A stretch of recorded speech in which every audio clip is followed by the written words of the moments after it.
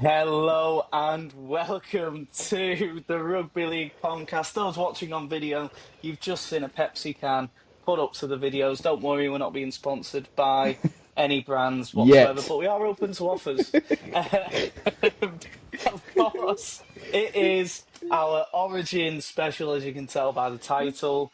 I am joined by, I was going to say the New South Wales uh, man up north, which you technically are, but I don't know if you want to be known by that and go incognito for a little bit, as we'll get on to. There's no way to be incognito up in your workplace at No, the minute, is there? absolutely not. It's been a punish. The last couple of days of work after State of Origin were an absolute punish. Those people are those people are ruthless. They've got no consideration of what I might be going through, but it's all Yeah, right. It's all part of the job. exactly, mate. You got to give some, you got to take some. And as you know, if you have not been living on a rock, you will know exactly what we're talking about because, of course, the New South Wales Blues blew it against the Queensland Maroons a week ago. I was there. The stadium was half empty with about 20 minutes to go. My stand, I looked around with 10 minutes to go and I Oh went, where's God. everyone gone? You just missed, you just missed Tahoe. Get a consolation try, guys. Yeah, make the score somewhat respectable. Oh, mate. As tempting as it is to talk about what went wrong, and we will be getting on into that, we'll be talking and analysing exactly what went wrong for New South Wales. We'll be talking about the players and how they linked up. However, we've got to talk about Queensland Maroons, and most importantly, the coach, Billy Slater, Yeah, because after game one, we had about a 5 minute chat about how, oh, if he loses this series, is that him getting the sack? And now look at him. yeah. He's the man of the moment. He is the coach with absolute um, Everything hurrah Midas about him. touch The pizzazz. Midas touch, yeah, he's got the pizzazz. And that has been known from our podcast that Billy's the We man, love isn't he? pizzazz. Yeah, yeah. I mean, some of the calls that he made, like, and I think we spoke about this. Bold calls, we said in the last one. Yeah, we spoke about this last week as well. Like his first series as coach in 22, no, 23, wasn't it? Or yeah, 2023 series, his second series as coach. He drops Ponga for Reece Walsh. He drops Gagai for the Hammer, and Hmm. made a heap of changes, which to kind of push the Queensland team forward a little bit. And we sort of might have thought that this year it had reached that point where they were kind of stuck in the mud a bit and needed to do the same thing. And Billy Slater certainly did that. I mean, well, somewhat did that. He brought Josh Papali'i in for game three, and he did absolutely the job that Queensland He expected was of him. brought in to Just do. just completely nullified the New South Wales forward pack and the X factor that they have. But like Robert Toyer in game one, getting his debut after just 10 games. 10 games, I think it was at the time, Yeah, in yeah, his first season. Some of like that decision to get him to mark up on Latrell Mitchell, you thought, wow, he gave a debut to Beau Fermor, who will be back in State of Origin.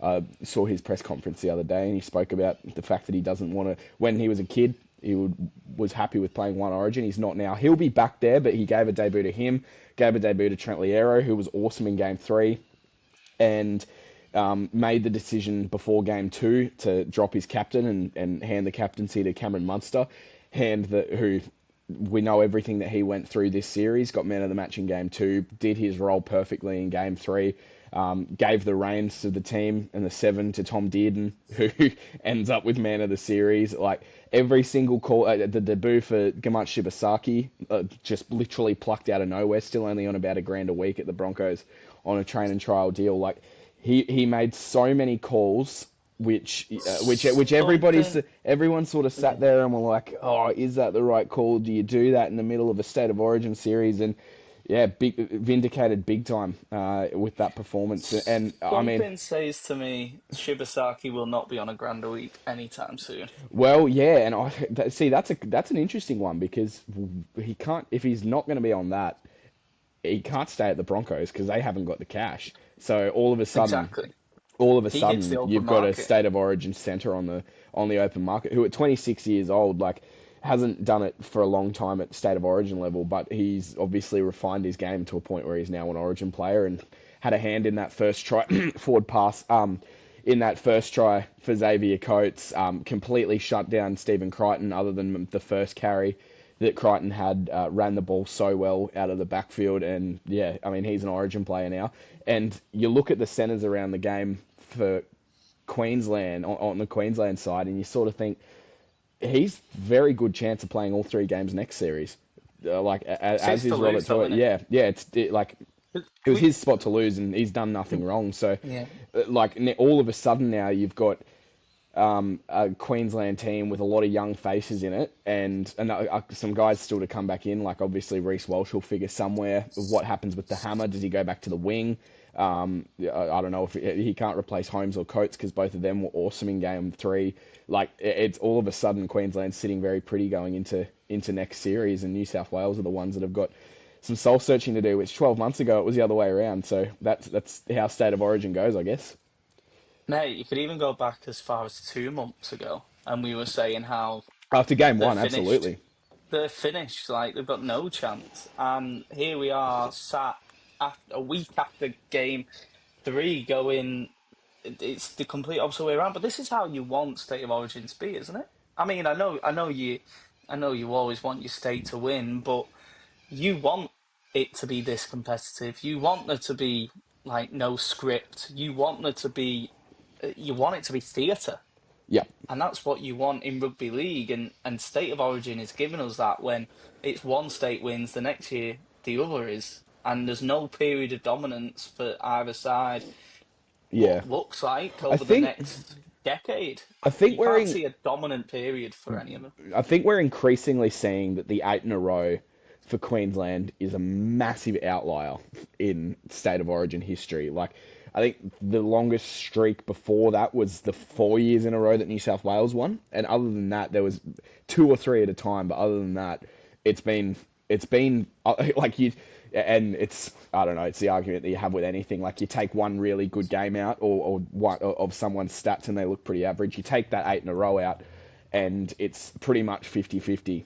I think Queensland's still with a slight advantage, but pretty much 50-50. But like that 8 in a row, just that team they had during that time was just a freakish group of players. And but I think what we've seen since then is that that period of dominance, we're not going to see that again. And I think it was unreasonable in hindsight. And I mean, I am guilty of, and I might have said it on this podcast and definitely said it to friends and had the thought that this New South Wales group is one that could be set up for a dynasty. And I just don't think we're going to see that again because you've got that intangible Queensland spirit that they're always talking about, which is I don't know what it does. I live up here and I'd like some of that, but you match that up with the player depth that New South Wales have, and I don't think we're going to see a period like that. And it could the next 5 or 6 years could be New South Wales win one, Queensland win one, and keep going back and forward like that. And I think that's how we like it, to be honest.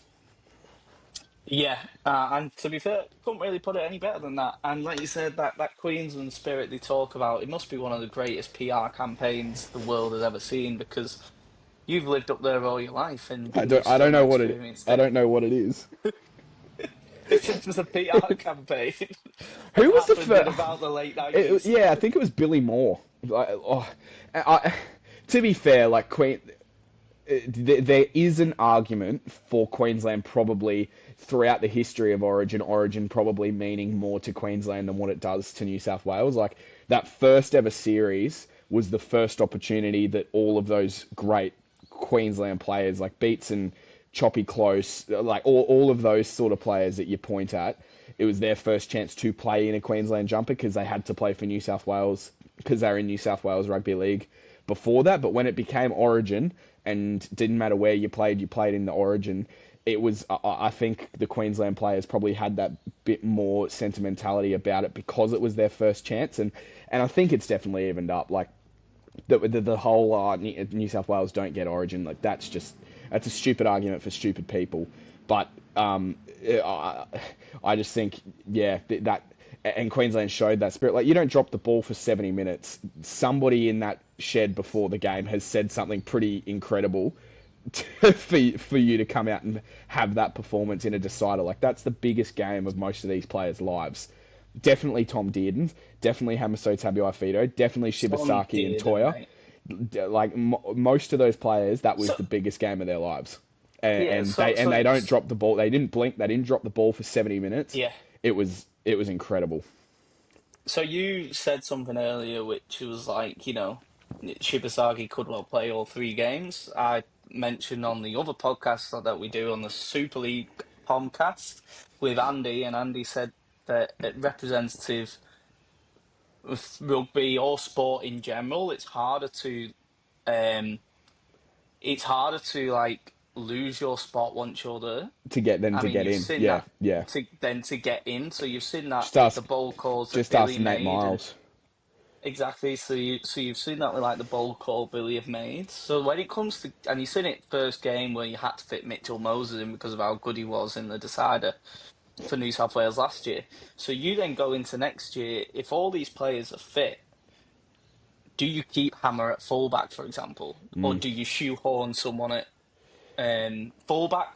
Hammer played his best game at Origin level at Yeah, fullback. Do you then go Shibasaki, or sorry mate, you're getting dropped for Reece Walsh? Do yeah, you then go, oh well, you know, we're not going to reward all your efforts from last year? It's got to be a real drastic downturn in form from some of these players over the next yeah. 12 After months to then after to what they lose that did, space yeah, in game one after what they did. yeah, yeah. After that performance, and I mean, looking down the road to next series, it's definitely far too early to do that. But like, the only person that, if you'd asked me 3 months ago, that would have probably missed out of those the five that are in the back five, and would have been Valentine Holmes, but he had his best game in a very long time in game three. So it's the performance that they put out. That is a team that is going to be together for a while. Other than probably Josh Papali'i, I don't think that, like, I think he'll go back Unless he into flies retire. from England. I think he'll go back into retirement, but yeah, this is looking like a Queensland team that's going to. Did you It's to not have a dynasty, but a Queensland yeah. team that's going to be very hard to beat. Did you hear the comment Cam Munster made after the game when they interviewed Billy, Papa, and Cam? And No, they I asked, turned it off after Tom Dearden scored his second try. I turned it off and went to bed. well, they asked because obviously all the rumours about Papali U-turning and signing for an NRL club. The reporter asked Billy if next year will Josh get a call and will Josh answer, and then Cam Munster went, "Yeah, he'll have to fly from England though." He's Josh and signed Billy somewhere. laughed. He's signed somewhere. Then he's told Munster and he's signed somewhere. Damn it! So that was Cam Munster's little comment on the side. So who knows? But we talked about losing their spots. Well, we talked about how hard it is to lose their spot because once you're there, you're there. However, we're going to go on the flip side of all the good points that we've just made about Queensland, and we're going to then go on to the New South Wales side. What went wrong? I know what I'm going to say, and we're gonna debate this because I've got quite a few, and when we come to the backs and the forwards, we will dissect it a little bit more. What went wrong? Was it team selection? And like you said last week, last podcast even, Lawrie Daly, very, very patient, not patient, very, very loyal to his players. And if they have a bad game, he will still persevere with them. There were a couple of calls that we made last week that we were kind of, should they have brought someone else in for them? Yeah. Was it a case of Laurie Daly being too loyal to them that nearly won in game two? Or what else went wrong? Well, I don't think team selection was the issue because that was the exact same team which scored 24 which scored 4 unanswered tries, should have been 24 points, 4 unanswered tries in the second Yeah, half of the game in Perth in the pissing rain, and we spoke about it after game two, where like even on the TV coverage you couldn't see the ball because it was raining so much. yeah. Like, Oh, so trust me, I don't think team I selection know. was the problem from the very first like clashes of the game, and I think I sent a text to you. I sent a text to a couple of other people going, God, it's very flat. Like it's not. There's none of that big contact or those really intense opening exchanges that you'd normally expect in State of Origin. It was very flat, and I think from the very start, and you probably will have a better idea about this because you were in the stadium, but it felt like the noise coming through the TV on from the crowd, like in those first couple of sets.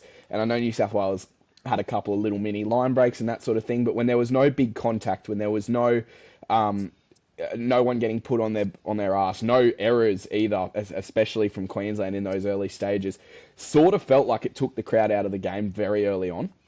And Oh, mate, the crowd were never in the game. New South Wales were so behind the eight ball, and I don't know whether it was like I obviously have never played at a game that as important as that, but I don't understand how that forward pack could be as flat as they were to begin the game when the series is on the line. It felt so. It felt like a club game, to be honest, at the start of it, It's and I the think atmosphere and I felt think like it. that suited Queensland. That they're in enemy territory, and you don't have the push and shove. You don't have a massive shot from Liam Martin on Josh Papali'i or something like that. Like there was nothing like that to bring the crowd into the game, and it felt like a club game. And yeah, Queensland from that point forward sort of got to just go about their business, and they did it really well. As we said, didn't drop the ball for 70 minutes, and that put so much fatigue into the New South Wales forward pack, which was flat to begin with, and from that point it sort of snowballed. And I thought the start of the game, like we spoke about how important the centres and outside backs were going to be for New South Wales and getting them early ball, and they did that early on. And Latrell Mitchell had a little break down the side and decided to kick instead of hold the ball with a couple of tackles in Yeah. hand, and pardon me, and then Jerome Luai's kick, which got caught in goal. From that point on, like New South Wales weren't in it. From that point forward, it was an arm wrestle, and Queensland were winning. Jerome Luai's kicking game has to be the worst kicking game They from a miss half they I've miss ever Mitchell seen. Moses. Gee, they miss Mitchell Oh my Moses. days. He was. There wasn't. It was like he wore boots with a 50-cent coin or a 50p coin in the UK. Like, none of his kicks went where he wanted to go. Nah. Honest to God, mate, it was awful Yeah, to he watch. had a very ordinary 2 games. And for me, if whether Mitchell Moses is fit or not, he cannot play next year. I know. You kind of it's easy to look for scapegoats, but he's one player where I thought in both games he was very flat and average. Yeah. Where it wasn't the Jerome Luai that we're used to expect, especially not the one that's been performing out of his skin for the West Tigers this year in games, And the one that and had the the moment one that that had broke the 10 minutes. series open in 24 in game 3 in 2024. Exactly. Yeah. It's he's a shadow of himself in them two games, which is a shame to see. Yeah. And then you go into it and you talked a little bit about the backs and how they was. Zach Lomax, defensive positioning, he is by far the worst winger Oh, for defensive did positioning you in that watch game. do you watch the game again? They And the para game, Penrith worked him over on the weekend. So yeah, tough week he's for Zach Lomax. it's hard. I get it, and I'll never ever play that top level. But you sat there and you're just going, what's he doing? Yeah, that first try when he When shoots he up at yeah, shot out, yeah, and the thing is, your winger can jam in, but they've got to do it early enough in order for your defensive line to shift over, yeah, or they don't do it at all, or you give away an easy try. yeah. And it simply as he just mistimed it to shut the play down, and it didn't give the defensive line enough time to shuffle. And also, there was no need. They were going man for man anyway, and they didn't even have an overlap. Yeah, Like, yeah, he created the you overlap. normally shuffle when there's an overlap. He created an overlap by going in. Yeah. Honest to God, mate, it was awful to watch. And as much as a great attacking threat he is, I hope you guys pick him for the Ashes because I think they'll exploit him. Yeah. Um, and you know what? It's probably a good time to wrap up them losses. And while we're talking about the backs, to go into them, we talked about the back five for the Queensland side being absolutely outstanding. Bar Latrell Mitchell, a pretty quiet game. Again, he still made meters. I don't think he had an awful game. I think it was just an Yeah. average game. Um, I think Brian Tahoe again. He's with an injury that he's had as well. Yeah. He's playing He's a freak. himself into one of the top, at least top five wingers of all time at the minute. Yeah, he's a freak. He's unbelievable, and that low centre of gravity. We then go on and we can talk about obviously Luai absolutely shell of himself in that game. Um, Lomax I thought was the worst player for the New South Wales, Yeah. and Dylan Edwards again pretty average. It was an average game from the backs or below average, and Nathan Cleary, it was. I don't know if he played injured still Yeah, again, but he he's was a not shadow of great. himself. He was a shadow of himself. Whereas you looked at the likes of the Hammer playing out at fullback, he had his hand in everything. He Mm. was pretty much there all the time. Shibasaki defensively was superb, and in attack did his job, did what he was asked to do. You have Tom Dearden at seven playing the best game I've ever seen him play, and he's what 24 still, Yeah. still very very young. I think the third youngest Wally Lewis medal winner, Yeah. third youngest Yeah. behind Craig Inglis and who was the other one? Gagai? I can't remember. Maybe. But yeah, he was absolutely superb.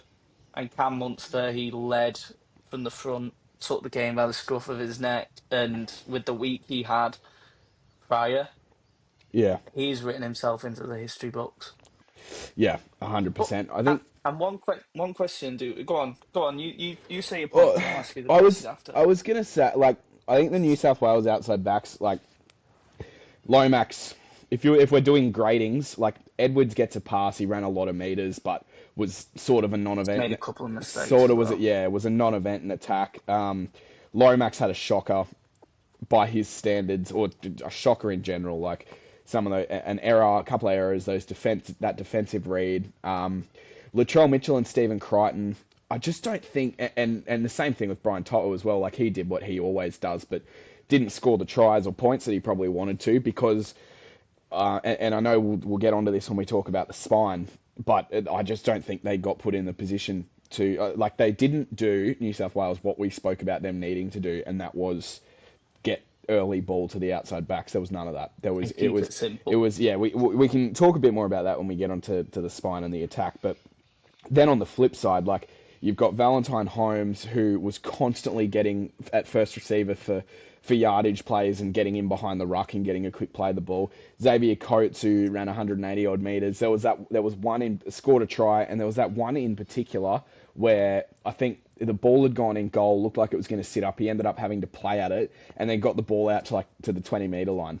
Rob Toyer, his rushing defence on Latrell Mitchell gave Latrell Mitchell very little options on what to do, and Shibasaki we already touched on, and then the hammer like probably looks like a quiet game on the stat sheet, but just that threat of him being around, like he constantly looked like whenever there was a line break, he was there. And I think he dropped one early in the game, but then he got the one off Rob Toyer when he was getting dragged Hmm. into touch, and all the New South Wales players just went to sleep at that point and got that ball. And there's not many other players that can create the space that the Hammer did for Tom Dearden in that situation when Yeah. there's five other New South Wales players around. So the Hammer did everything that he needed to do as well. So yeah, Queensland's outside backs were exceptional. Everyone in the Queensland side was exceptional, and New South Wales outside backs didn't get the opportunities they probably would have liked, but also didn't make the most of the ones that they did. Yeah. This is the question I was going to ask. Is Nathan Cleary, okay, is what he's done at representative level hindering him from becoming the GOAT? Because we all know he's a sensational seven for Yeah, Penrith. He won that grand final by the scruff of its neck when it was down and out. But we all know that representative level is kind of key, and what's happening with the Aussies and kind of the Test series at the moment hasn't helped should him tell what. because obviously there's hardly any. Yeah, Um, However, is that also hindering his kind of hindrance? like his When you legacy. compare it to like Andrew Yeah, Johns or yeah. Well, that's it. That's it. A very interesting question because all of the conversation since Wednesday night, it's been all like we're a week on now, and all the conversation has been is Nathan Cleary an Origin player, and I hate that because and Matty Johns made a very good point on his show on the Friday after. If Oscar Piastri in the F1, we know how good he is at driving, but if his engine is constantly failing, and like we spoke about the New South Wales Ford pack, that's the engine. If Oscar Piastri's engine is constantly failing, do you automatically say that he can't drive? You look at the three deciders, I think, for Nathan Cleary. 2022, 20, what was his first one? 2020 was his first one. That was a really poor performance from him. Like that one, absolutely, you put down to and not just him in that game, but you can say he didn't turn up in that game. The 2022 one, I remember this vividly because I was sitting in line with where New South Wales were getting the ball a lot in the second half at that Suncorp decider, the one where Ben Hunt had the streak away, and there was in get out sets 3 or 4 in the second half, which is a lot. Like you maybe get 16, 18 sets in a half. So when 4 of those, I remember one, Jerome Luai threw a long pass early in the set, which went behind New South Wales, and they ended up on their 10 and had to kick, and Cleary had to kick from the 20. There was one where yeah, Sifa Talakai dropped the ball. Like there was situations there where you go, it's going to be so hard as a halfback to get your team out of this when they're constantly dropping the ball, yeah, coming out of their own end and putting themselves under pressure and ultimately lost that one. And then this game was behind a forward pack that from the very start was flat and outplayed. So in terms of him being an Origin player, he's going to win, he's going to dominate an Origin series at some point. We know that, but he's got. I think you're right. I think he's going to have to do that to be considered in the conversation in the bracket. with yeah. Like if you're talking a mortal bracket, I think he's won the same amount of comps legitimately as Cooper Cronk, but then Cooper Cronk also won 4 or 5 series as a state of origin halfback. So, um, uh, no, he won 12, 13, and then 15. So yeah, like it. Yeah, He's well behind that sort of bracket of player. Jonathan Thurston, Darren Lockyer. He's won more premierships than them, but he's behind them in that bracket. Yes, because he hasn't done it at Origin level yet. yeah. There you go. Perfect summary. And we talked about that machine, that cog working, the engine room being absolutely breaking down, low oil levels, everything going wrong. That forward pack got absolutely dominated by the Yeah, Queensland forward pack. We spoke about Lierdo and how it was kind of bold to keep him in the squad and how quiet he'd been in the it was first two awesome. games. He came out in this game and absolutely rampaged through the forward pack. And then you looked at the likes of the New South Wales bench. Linu was very, very quiet again. In Yeah, all three games, I thought Linu was pretty quiet, including the first game. I didn't think he really shone as his impact no, that he usually makes in any of the games. And then you looked at Otia Kamanu. We yep, spoke about whether he should have been dropped in the episode prior for Kaloa Matongi or someone of that sort of caliber and give them a shot. He made 45 metres in his stints on the pitch. That's not good impact. You have Max King, who I think played won't 22 play for minutes New and South Wales 19 again now. seconds. Yeah, 23rd minute he gets subbed off and doesn't come back on. He made Yeah. 48 metres, so he made more than Otuya Kamanu, but yeah, he didn't get put back on. Um, who's probably played himself into an England shirt with that because I don't think he'll be getting picked for Australia at the end of the year No. from this State of Origin series. Nope. So maybe our prediction was right. Maybe I have manifested a Max King England selection. Um, maybe that's why he did it. Yeah. And then Payne Haas led from the front. He was about the only one trying, I thought. And then your second rows, Liam Martin, very, very quiet. He had a couple of little bright spells, but he wasn't the massive threat from second row from even the high kicks. He didn't really dominate from them little high bombs that the halfbacks kept putting up, mainly because Blue Eyes were never on target. But Yeah. Yeah. and then you had Hudson Young coming off the bench, minimal impact again. But yet you can't. It's hard to make impact when your forward pack has been dominated for 60 minutes and you're only coming on for the last 18. Yeah. And you come on like 61 minutes in or just below the 60th minute or something. It was. Yeah. I remember going like, why has he not come on? And the next thing he came on. It was really late into the game, and you can't ask any forward player to get into the groove of a game coming off the bench. Usually your subs come off the bench as like it's usually the lull of the game, like we spoke about, like your 23rd minute to your 60th minute is usually the Yeah. lull of the game where the subs come on and then your starters come back on, etc. I just thought it was a bit harsh on him to just stick him out there eventually. And he got absolutely blitzed by that Queensland pack, Yeah. which just you had Cotter even playing out and out his best game I've seen him play for Queensland. Yeah. Liero again played big minutes. Harry Grant at 9 came out. Papali'i did his job. Absolutely made his meters. I thought a 6 rating on this article and think's a bit harsh on him to be honest. And Big Tino again through the middle, over 100 meters, 40 post contact meters, and the bench. Collins brought aggression. Carrigan Yeah.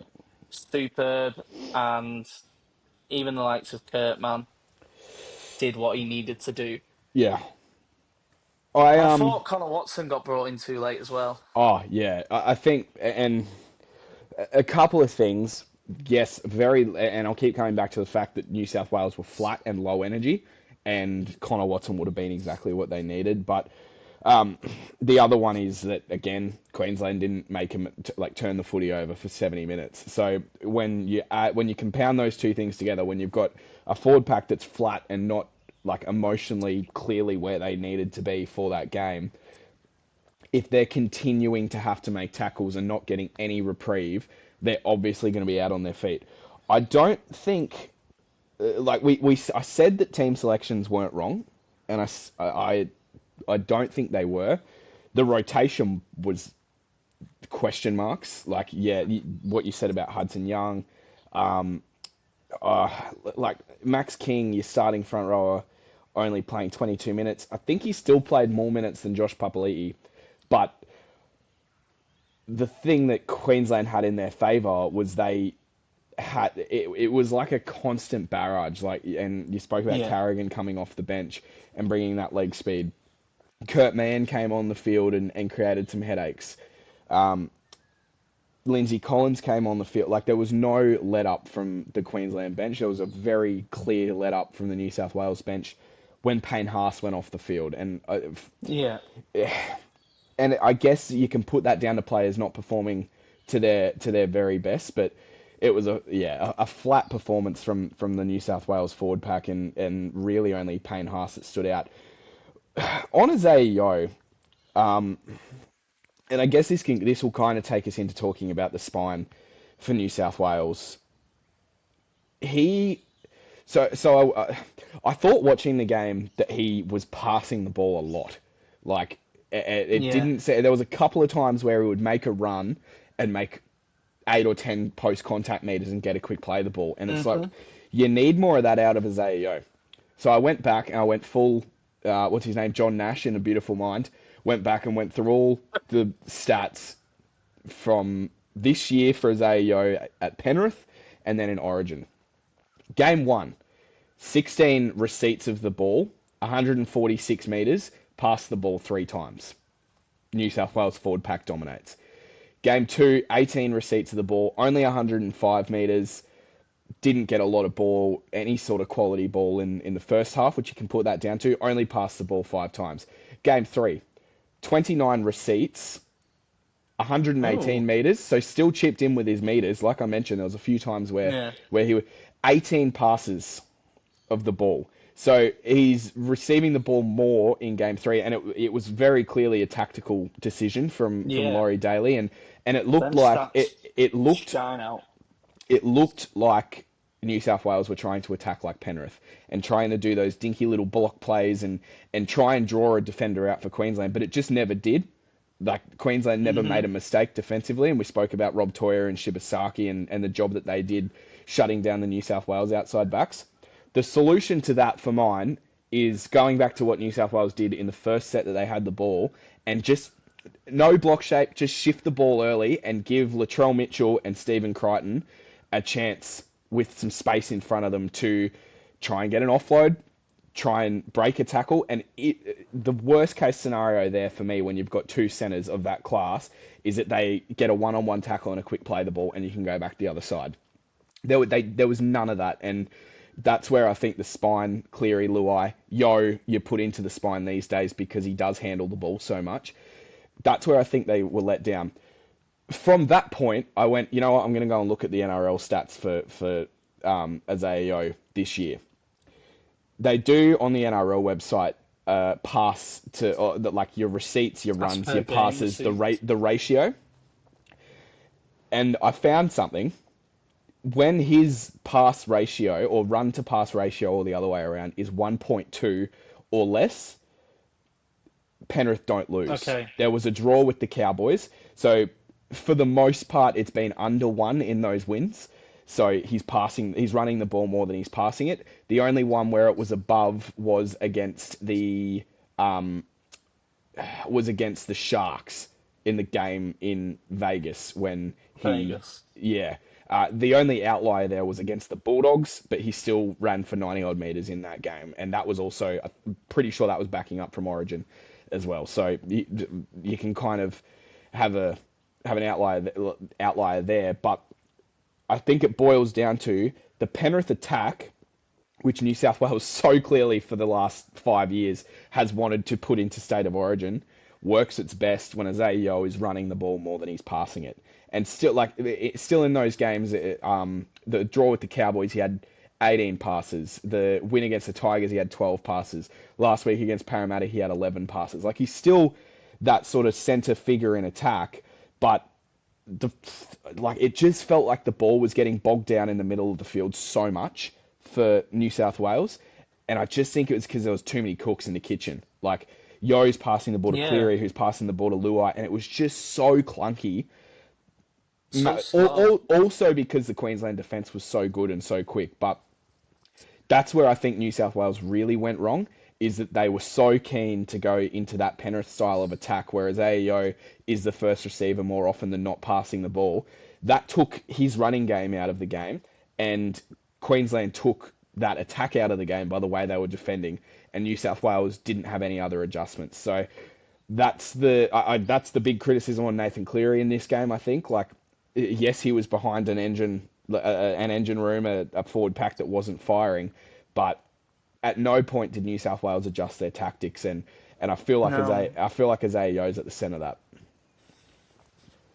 It's actually mad that. So it must have been coming from Bellamy, Daly, Yeah, and them coaches. It must be a coaching decision to yeah. play that. And For if like you but if you're players of that caliber and you're losing that game you should be able to, with yeah, you 60 should be minutes to able to go, adjust. should you just go, right, sack this, we'll go to route one. Yeah, We'll go to to what we know to best. We'll what do one you what we did in game two, second half, and what won where you we're game chasing one. the game. Like, And what yeah, won you game one, yeah.